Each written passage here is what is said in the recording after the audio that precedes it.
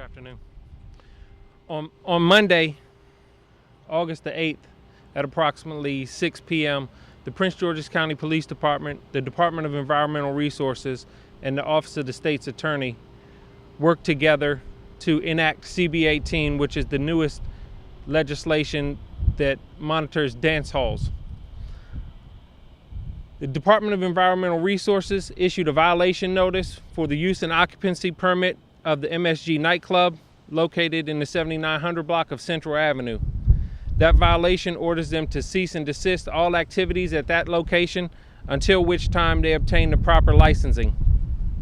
The Prince George's County Police Department Special Enforcement Division has obtained 4 criminal summonses for the owner, a manager, and 2 employees of that establishment. The criminal summonses were issued for Eric Pickens, Jerome Tillery, Ronald Dixon, and Daryl Robinson. At this time, the nightclub is closed. They have not issued any appeals towards the county to our knowledge, so it will remain closed until they have an appeal board, and the decision of that board will determine whether we'll be able to open back up or not.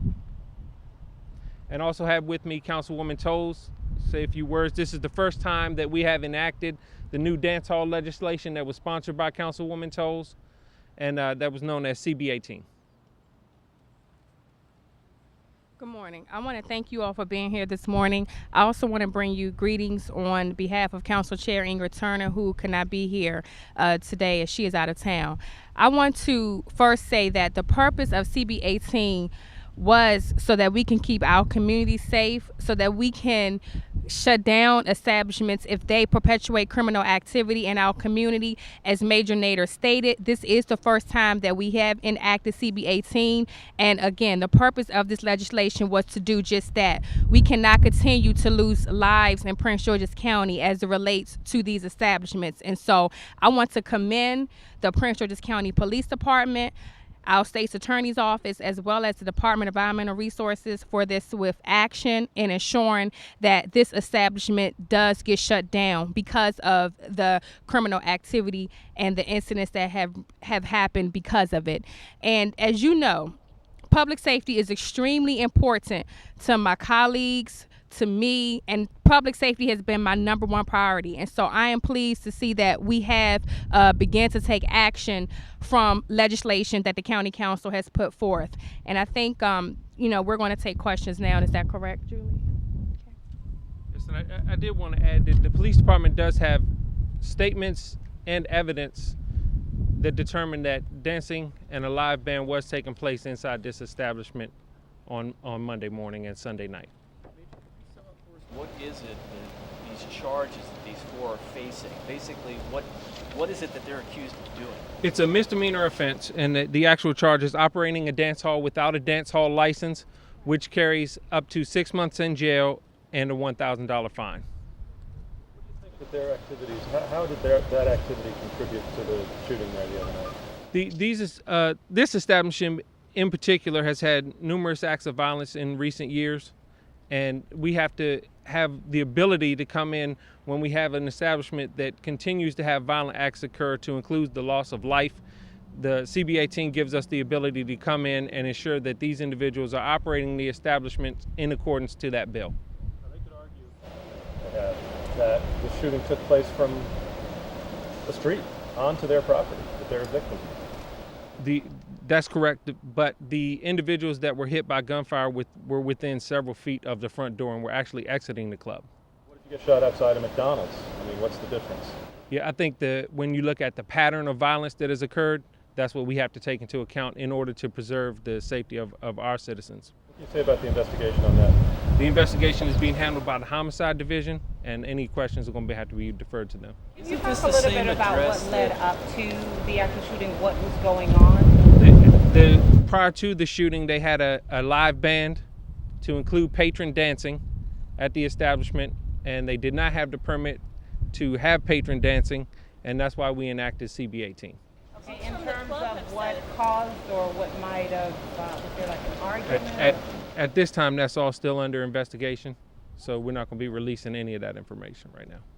Said that they denied entry to a couple people, but they were told by police officers, I'm not sure if they were municipal or your officers, that they had violent problems at other clubs. They didn't allow these people in, and they're under the assumption that perhaps they were attacked by folks who were denied entry. I mean, it seems like they tried to prevent violent people from entering the club, so they're being punished, I guess, for doing that now. Well, like I said, the incident is still under investigation. No Prince George's County police officers were at that establishment at the time, so that information is something that we'll determine throughout the investigation. What do they have to do to reopen? They have to file an appeal to the county board, and at that time their appeal will be reviewed and determination will be made.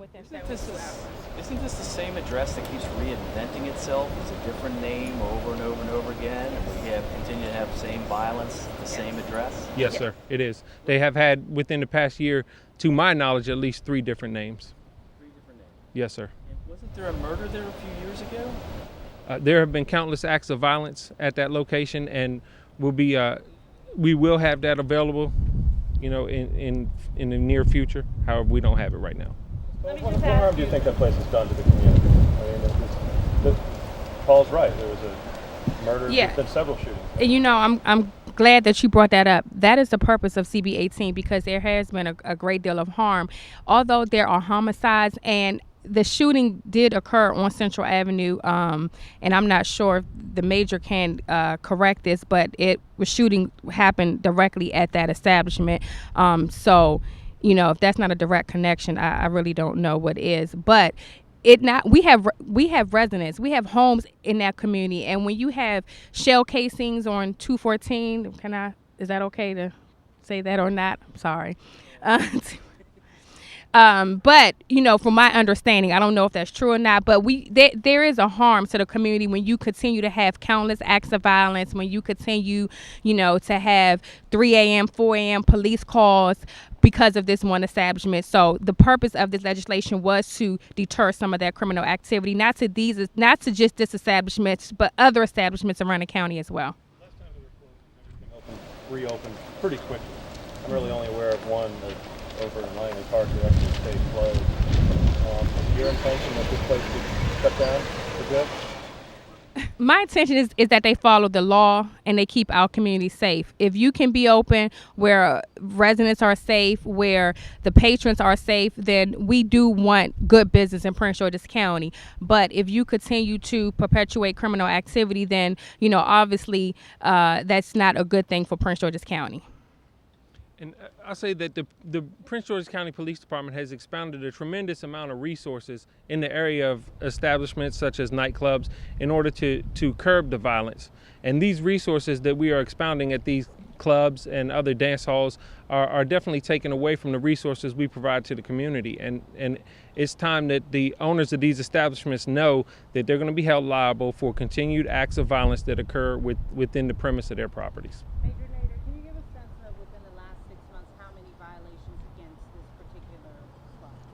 As far as code violations? Right. Yeah, I don't have that information. And then in terms of the actual investigation, no suspects were motive there. This is just because of the running of the nightclub, right? Or As far as? the people who've been charged. Yes, the charges are strictly related to the operating of the dance hall without a dance hall permit and unrelated to the incident that occurred. We also have for you a Crime Solvers flyer that we'll be distributing. There's a provision of this law that allows you to shutter a club specifically for public safety.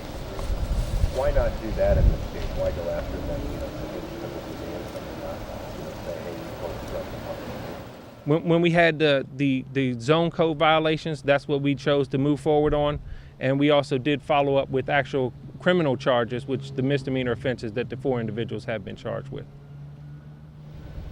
It's been pointed out that this club was reopened under different names, different management and ownership, I assume.